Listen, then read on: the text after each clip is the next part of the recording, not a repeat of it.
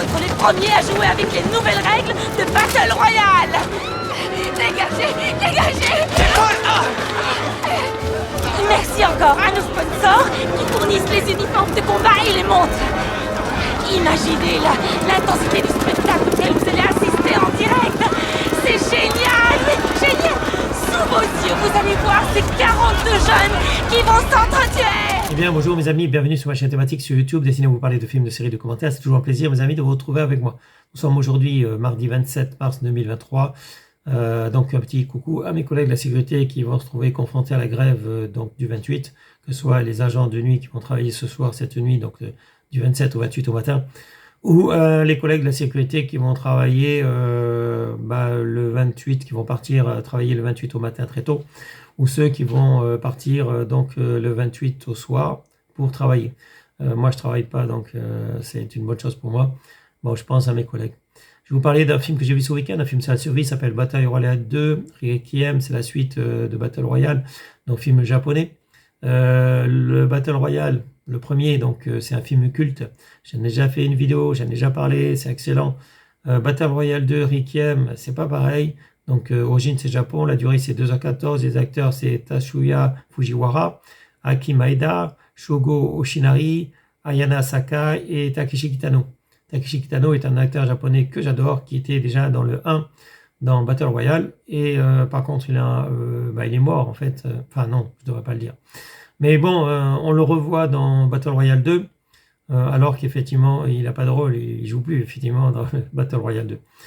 Bon, en fait, je valide pas trop Battle Royale 2, en fait c'est pas du tout comme le 1, c'est pas du tout un film culte, et les règles de survie ne sont pas les mêmes. Je pense que ceux qui ont adoré Battle Royale 1 vont voir effectivement Battle Royale 2 comme moi, je l'ai vu, je l'ai revu.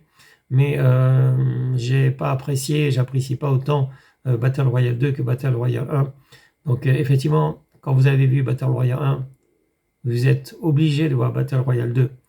Mais comme moi, vous allez sûrement être déçus. Bon, c'est à vous de voir. Donc le genre c'est action, horreur, épouvante, date de sortie c'est 2003. Et maintenant voici l'histoire.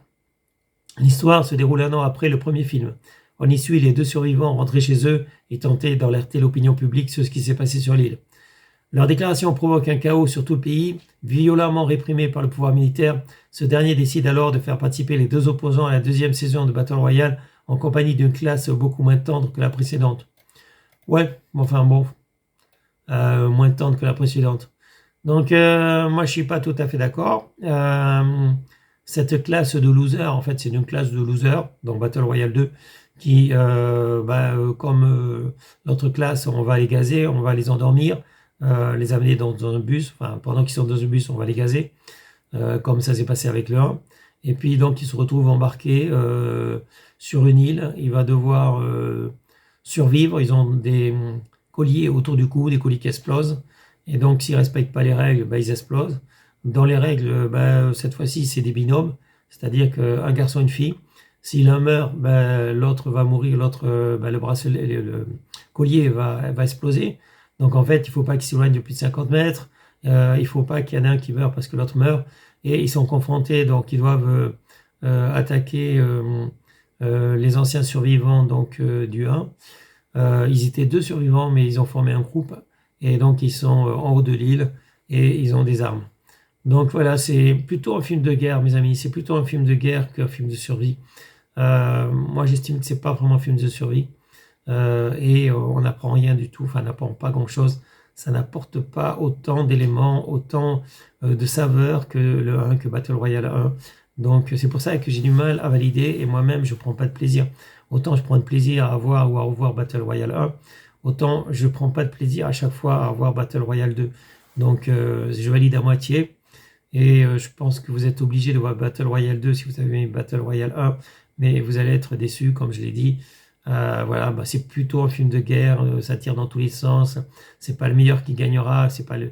Voilà, mais c'est la guerre. En même temps, la guerre c'est sale. Faut pas espérer une guerre propre, faut pas espérer des gens courageux. Et on est poussé par les ordres. Et d'ailleurs, quand il y a eu les guerres à chaque fois, les officiers poussaient donc les soldats à l'avant. Et s'ils voulaient déserter, s'ils ne voulaient pas avancer au front, on leur tirait dessus. Donc les propres militaires, par exemple militaires français, mais c'est partout pareil, les Allemands faisaient la même chose. En fait, les gens qui désertent, on les expédie, on les tue, voilà, directement. Et on est obligé, enfin, il n'y a pas de courage. Moi, je trouve qu'il n'y a pas de courage trop à faire la guerre. On est poussé, évidemment, les commandants, le commandement pousse son armée à aller de l'avant et n'en a rien à faire que ces soldats meurent. Donc voilà, c'est de la chair pour les canons, quoi. Donc où est le courage là-dessus? Où est le courage? Moi, je vois pas trop de courage dans l'armée. C'est pas des actes individuels puisque je veux pas critiquer l'armée, mais là, ce qui s'est passé en 39-45 ou en 14-18, c'est les gens, ils étaient obligés, les soldats étaient obligés d'aller de front. Après, bon, bah, effectivement, on va dire qu'il y a quand même du courage à aller se battre, à aller se faire tuer, parce que rien ne dit qu'on va pas prendre une balle, ça tire dans tous les sens, il y a des obus qui éclatent. Donc voilà, bah, c'est pas des actes individuels, mes amis, c'est pas des actes individuels. Et la guerre n'est jamais propre, en fait. Cette guerre-là n'est pas propre. Est-ce qu'il y a des guerres propres? Je ne sais pas. Je suis pas sûr qu'il y ait des guerres propres. Je suis pas sûr qu'il y ait des bonnes guerres. Donc voilà. Bah, après, je pense que la plupart des gens sont comme moi. Ils sont plutôt contre la guerre. Ils veulent plutôt la paix, paix et l'amour, peace and love, mes amis. Et quand on est obligé de faire la guerre, on est obligé, on n'a pas le choix. Donc c'est pas un problème, comment dire, de choix, mes amis. Je pense que les gens sont forcés de faire la guerre. Cette guerre entre la Russie et l'Ukraine, je pense pas qu'elle ait été vraiment voulue. Et je pense que les gens se sentent obligés de la faire. Et à un moment donné, il vaut mieux privilégier la paix. Donc ça serait bien de déposer les armes à un moment donné et voilà, de s'asseoir autour d'une table. Je pense qu'on peut trouver d'autres moyens pour discuter, d'autres moyens pour établir des relations saines plutôt que de s'entretuer. Donc c'est une guerre à ce moment qui est alimentée par les marchands d'armes. Je parle de la guerre entre la Russie et l'Ukraine. Bon, on sait que l'Ukraine est alimentée par notamment 4 entreprises marchandes d'armes américaines et donc qui ont un intérêt à ce que la guerre se prolonge. Donc les marchands d'armes sont contents, les fournisseurs d'armes. Bon, il y a le président des États-Unis, Joe Biden, qui a son fils qui est quand même un marchand d'armes et qui avait intérêt à ce que la guerre en Ukraine, comment dire, éclate. Donc, bon, ça, ils ont essayé de le cacher à la presse, mais avant même d'être élu, on savait que le fils de Joe Biden était un marchand d'armes et qui trafiquait. Donc, il y avait un intérêt avant même que Biden soit élu. Il savait qu'il fallait déclencher cette guerre entre l'Ukraine et la Russie. Il fallait obliger la Russie à attaquer. Et l'OTAN, NATO, serait obligé d'enchaîner, donc de livrer des armes. Et ça permettrait d'affaiblir la Russie, parce que la Russie a toujours fait peur aux États-Unis. Ça fait peur donc à l'OTAN. Et donc il fallait développer l'OTAN, redévelopper l'OTAN, alors que l'OTAN était en phase de, comment dire, léthargique, en phase de sommeil. Donc l'OTAN, les gens ne voulaient plus trop adhérer à l'OTAN. C'était une source de dépenses pour rien. Alors que grâce à cette guerre entre la Russie et l'Ukraine, l'OTAN se trouve de plus en plus forte. Et il y a encore plus de pays qui veulent adhérer à l'OTAN. Donc voilà, c'est tout bénéfice pour les États-Unis, tout bénéfice pour l'OTAN. Et par contre, il n'y a que des problèmes pour l'Europe. Donc pour les peuples plutôt d'Europe, c'est plutôt l'économie qui va plus. Donc l'énergie qui coûte de plus en plus cher. C'est la famine pour certains, le coût de la vie qui augmente, l'alimentation évidemment qui devient à des prix incroyables. Donc évidemment, tout le monde va souffrir de cette guerre entre la Russie et l'Ukraine, sauf les marchands d'armes, sauf les gouvernements qui s'en mettent plein la poche, qui ont des actions dans des sociétés d'armes.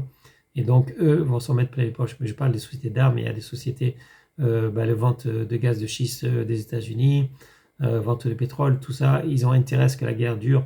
Ils avaient intérêt à ce que la guerre éclate, ils ont intérêt à ce que la guerre dure. Donc en fait, c'est des gens très riches qui sont en train de devenir de plus en plus riches grâce à ces guerres. Et il y a des pauvres soldats, des pauvres idiots qui se font tuer, que ce soit du côté de l'Ukraine ou de la Russie. C'est toujours les pauvres idiots qui se font tuer bêtement, c'est ce qu'on appelle la guerre. Donc Bataille Royale 2, ça me fait plutôt penser à un film de guerre qu'à un film de survie. Voilà, en fait c'est mon avis. Après vous me direz ce que vous en pensez. Bon, ça sera tout pour cette vidéo. Je vous souhaite à tous une bonne journée, restez en sécurité, portez-vous bien et je vous dis à bientôt pour une prochaine vidéo. Salut mes amis, ciao ciao, bye bye.